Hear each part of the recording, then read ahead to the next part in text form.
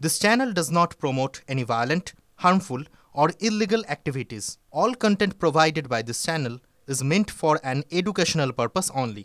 এবার DNA profiling report ঘিরে উঠল প্রশ্ন। তিলোত্তমার খুন ধর্ষণের ঘটনায় ডিএনএ প্রোফাইলিং রিপোর্ট ছিল অত্যন্ত গুরুত্বপূর্ণ। টিভি9 এর হাতে থাকা সেই রিপোর্ট বলছে তিলোত্তমার দেহ থেকে সংগৃহীত নমুনায় মিশ্র ডিএনএর উপস্থিতি পাওয়া গিয়েছে। সঞ্জয় রায় মূল অভিযুক্ত, তার ডিএনএর সঙ্গে তিলোত্তমার নিপল সোয়াবের ডিএনএ ম্যাচ করে গিয়েছিল। তাহলে এই মিশ্র ডিএনএর উপস্থিতি কি ইঙ্গিত বহন করছে প্রশ্ন তুলছেন চিকিৎসকেরা। সিএফএসএল নিউ টাউনের যে সায়েন্টিস্ট এই রিপোর্ট তৈরি করেছেন তিনি জানাচ্ছেন যে নমুনা পৌঁছেছিল সিএফএসএল নিউ টাউনের ল্যাবে সেই নমুনা ছিল হাইলি কন্টামিনেটেড।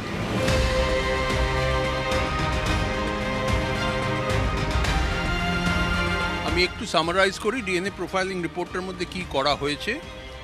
এটার মধ্যে ডিএনএ অ্যানালিসিস করা হয়েছে। ডিএনএ স্যাম্পলগুলো কোথা থেকে পাওয়া গেল, 29টা পুলিশ বা সিবিআই বা যেই হোক যারা ইনভেস্টিগেশন এজেন্সি তারা 29টা স্যাম্পল সিএফএসএলকে দিয়েছিল। তারা সেই স্যাম্পলগুলোর থেকে ডিএনএ আইসোলেট করতে পেরেছিল। আরও কতগুলো দিয়েছিল যেগুলো থেকে ডিএনএ আইসোলেট করা যায়নি, এবং তারা ওই 29টা স্যাম্পল প্লাস একটা পজিটিভ কন্ট্রোল সব এক্সপেরিমেন্টগুলোতে নিতে হয় যাতে আমরা বুঝতে পারি যে এক্সপেরিমেন্টটা ঠিক মতন হলো কি না। সুতরাং 30টার স্যাম্পলের রিপোর্ট আছে, তার মধ্যে 29টা হচ্ছে ক্রাইম সিন থেকে পাওয়া যেগুলো ওদের হ্যান্ডওভার করা হয়েছিল, আর একটা হচ্ছে পজিটিভ কন্ট্রোল। এক্সপেরিমেন্টটা ঠিকভাবে হচ্ছে কি না সেটা দেখার জন্যে প্রত্যেকটা sample autosomal short tandem repeat marker আমরা বলি, এগুলো হচ্ছে ফরেন্সিক মার্কার। তার মধ্যে একটা মার্কার হচ্ছে সেক্স ডিটারমিন করার জন্য যেটাকে বলা হয় অ্যামিলোজেনিন, আর 22টা মার্কার হচ্ছে শর্ট ট্যান্ডেম রিপিট মার্কার যেগুলোর বেসিসে আমরা বলতে পারি যে স্যাম্পলটা কার কাছ থেকে এসেছে। এছাড়া ওনারা ওয়াই ক্রোমোসোমাল মার্কার্স 26টা ওয়াই ক্রোমোসোমাল মার্কার্স দেখেছেন। সেটা দেখেছেন শুধু দুটো স্যাম্পলের ওপরে, এবং কেন দেখেছেন আমি একটু পরে আসছি। আমরা এই অ্যানালিসিসের মধ্যে যেই এই রিপোর্টটা হাতে পাবে তারা একটা গোল্ড স্ট্যান্ডার্ড খুঁজবে, কার বেসিসে আমরা অন্য স্যাম্পলগুলোকে কম্পেয়ার করব, সেগুলোকে গোল্ড স্ট্যান্ডার্ড বলি আমরা। এর মধ্যে দুটো স্যাম্পলকে গোল্ড স্ট্যান্ডার্ড হিসেবে আমিও ধরে নিয়েছি, ওনারাও ধরে নিয়েছেন। একটা হচ্ছে যে ভিকটিমের পোস্টমর্টেম ব্লাড স্যাম্পল একটা এসেছিল, সেই ভিকটিমের পোস্টমর্টেম ব্লাড স্যাম্পল যেহেতু জানি আমরা কার কাছ থেকে ব্লাডটা পেলাম, সেইটা হচ্ছে গোল্ড স্ট্যান্ডার্ড ভিকটিমের।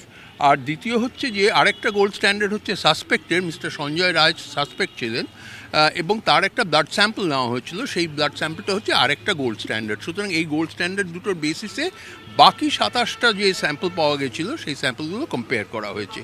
এর মধ্যে যে 27টা স্যাম্পল কম্পেয়ার করা হয়েছে তার মধ্যে এটা সহজেই দেখা যাচ্ছে যে 3টে স্যাম্পল ছাড়া আর সবগুলো মিলে যাচ্ছে আমরা যেরকমভাবে এক্সপেক্ট করছি। যেমন ফর এক্সাম্পল প্যান্টিস থেকে যে ডিএনএটা আইসোলেট করা গেছে সেটা ভিকটিমের ব্লাড পোস্টমর্টেম ব্লাডের সাথে কমপ্লিটলি মিলে গেছে। সুতরাং মোটামুটি 3টে স্যাম্পল হচ্ছে একটু প্রবলেম্যাটিক, এবং এই 3টে স্যাম্পল কেন প্রবলেম্যাটিক আমি বলি।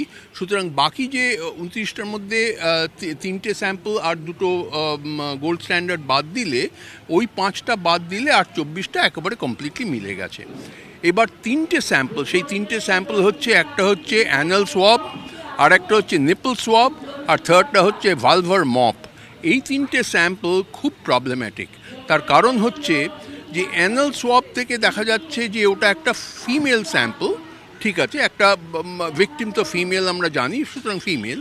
কিন্তু সেই যদি মার্কারগুলো আমরা দেখি সেই মার্কারগুলোর মধ্যে যেটা ভিকটিমেরও নয় এবং যেটা মিস্টার রয়েরও নয়, সাসপেক্টের নয়, এছাড়া আরও কতগুলো সিগন্যাল পাওয়া যাচ্ছে যেটা কোথার থেকে এসছে আমরা জানি না। যেহেতু এই কেসে আর কোনো সাসপেক্ট নেই, শুধু আরেকটা যদি সাসপেক্ট থাকতো তাহলে তার ব্লাড নিয়ে তার সাথে ম্যাচ করে দেখা যেতে পারতো। যেহেতু সাসপেক্ট নেই সেহেতু আমরা বলতে পারছি না যে এই স্যাম্পলগুলো কোথার থেকে এসছে, এই সিগন্যালগুলো কোথার থেকে এসছে। দ্বিতীয় হচ্ছে যে এই যে সিগন্যালগুলো এসছে অ্যামিলোজেনিন থেকে বোঝা যাচ্ছে যে এটা এক্স ক্রোমোসোম, সুতরাং এটা ফিমেল। এই যে স্যাম্পলগুলো এসছে সাসপেক্ট মানে তার মানে কি কন্টামিনেশন আর একটা ফিমেলের সাথে হয়েছে, ফিমেলের ডিএনএ স্যাম্পল। সেই ফিমেলটা কে, কোথার থেকে এলো, এটা স্বচ্ছ নয়। নিপল সোয়াবের সাথে নিপল সোয়াব ওই সঞ্জয় রায়ের সাথে ডিএনএর সাথে কমপ্লিটলি কনসিস্টেন্ট, কিন্তু এছাড়াও কতগুলো চারটে মার্কারে অ্যাডিশনাল সিগন্যালস পাওয়া যাচ্ছে, এবং সেই সিগন্যালগুলো কোথা থেকে এসছে আমরা এখনও জানি না। সেই অ্যামিলোজেনিন মানে সেক্স ডিটারমিনেশনে কিন্তু সেই স্যাম্পলটা মেলের কাছ থেকে এসছে সেটুকুন বোঝা যাচ্ছে, ফিমেল নয়। সো এইটা ওয়াই ক্রোমোসোম, তারপরে যেটা করলেন ওনারা সিএফএসএল যেটা করেছেন সেটা হচ্ছে যে ওয়াই ক্রোমোসোমাল অ্যানালিসিস করেছেন, যেহেতু সঞ্জয় রায় মেল এবং ওয়াই ক্রোমোসোম শুধু মেলদেরই থাকে, সুতরাং ওনারা ওয়াই ক্রোমোসোমাল অ্যানালিসিস করেছেন এবং করে দেখিয়েছেন যে কমপ্লিটলি ট্যালি করে গেছে। সুতরাং এখানে তাহলে একটা প্রশ্ন থেকে যায় যে ওই যে অ্যাডিশনাল চারটে মার্কারে আমরা অ্যাডিশনাল সিগন্যালস পাচ্ছি, সেগুলো কি অন্য কোনো মেলের কাছ থেকে পেয়েছি? সে যদি হয়, মেলের কাছ থেকে যদি পেয়ে থাকি, কে সেই মেল সেটাও বোঝা যাচ্ছে না। থার্ড স্ট্রেঞ্জ হচ্ছে যে অ্যামিলোজেনিনে সেটাকে ফিমেল বোঝা যাচ্ছে, এটা হচ্ছে ভালভার মপ, সেখানে অ্যামিলোজেনিন মার্কারে বোঝা যাচ্ছে যে ডিএনএ স্যাম্পলটা ফিমেলের, কিন্তু একটা পার্টিকুলার মার্কার আমি হাইলাইট করতে চাইছি, সেটা হচ্ছে যে D12S391, সেইখানে আরেকটা লোকের ডিএনএ স্যাম্পলের সাথে কন্ট্যামিনেশন হয়েছে, এটা ক্লিয়ারলি বোঝা যাচ্ছে, এবং সেই ইন্ডিভিজুয়ালের জিনোটাইপ কি সেটাও আমরা বলতে পারছি, সেটা হচ্ছে 1622। D12S391-এ 1622 হচ্ছে জিনোটাইপ, সেই পার্টিকুলার যার সাথে কন্ট্যামিনেশন হয়েছে। সুতরাং এটা খুব ক্লিয়ার যে মাল্টিপল লেভেলস অফ কন্ট্যামিনেশন হয়েছে, এবং এই কন্ট্যামিনেশনগুলো কেমন করে হলো, ফিমেল কন্ট্যামিনেশন কোথার থেকে হলো, মেল কন্ট্যামিনেশন কোথার থেকে হলো, এগুলো খুব আনক্লিয়ার। এই আপনাকে বললাম যে এনাল সোয়াব আর ভালভাল সোয়াবের মধ্যে যে মানে অ্যাডিশনাল সিগন্যালস পাওয়া যাচ্ছে, কিন্তু দেখা যাচ্ছে যে এই স্যাম্পলগুলো দুটোই ফিমেলের, সুতরাং অ্যাডিশনাল ফিমেল স্যাম্পলসের সাথে কন্ট্যামিনেশন হয়েছে এটাই বোঝা যাচ্ছে। আর একটা বোঝা যাচ্ছে সেটা হচ্ছে নিপল সোয়াবের মধ্যে চারটে মার্কার, যে চারটে মার্কার অ্যাটলিস্ট অটোসোমাল মার্কারসের মধ্যে দেখা যাচ্ছে যে সেগুলো মিস্টার রয়ের নয়, কিন্তু ওয়াই ক্রোমোসোমে কমপ্লিট ট্যালি করে গেছে। সুতরাং এই যে ধোঁয়াশা হয়ে গেছে এই কতগুলো স্যাম্পলে, এই তিনটে স্যাম্পলে, সেইগুলোর একটা রেজলিউশন হওয়া উচিত। নইলে মাল্টিপল ইন্ডিকেশনটা মনে হচ্ছে যে হ্যাঁ, মাল্টিপল লোকেরা ইনভলভ, মাল্টিপল লোকেদের ডিএনএর সাথে কন্ট্যামিনেশন হয়েছে এটা বোঝা যাচ্ছে, কিন্তু সবাই কিন্তু মেল নয়, ফিমেলের সাথে কন্ট্যামিনেশন হয়েছে, এইটাই স্ট্রেঞ্জ। যে তার মানে কি ওখানে আরও কোনো ফিমেল ছিল প্রেজেন্ট, সেটাই আমাদের কাছে ক্লিয়ার নয়। কন্টামিনেশনটা ল্যাবেও তো হতে পারে।